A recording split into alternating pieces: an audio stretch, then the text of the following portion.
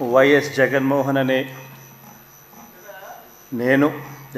రెడ్డి అనే నేను శాసనసభ సభ్యునిగా ఎన్నికైనందున శాసనం ద్వారా నిర్మితమైన భారత రాజ్యాంగం పట్ల నిజమైన విశ్వాసం, విధేయత చూపుతానని, భారతదేశ సార్వభౌమాధికారాన్ని, సమగ్రతను కాపాడుతానని, నేను స్వీకరించబోయే కర్తవ్యాన్ని శ్రద్ధాసక్తులతో నిర్వహిస్తానని దైవసాక్షిగా ప్రమాణం చేస్తున్నాను.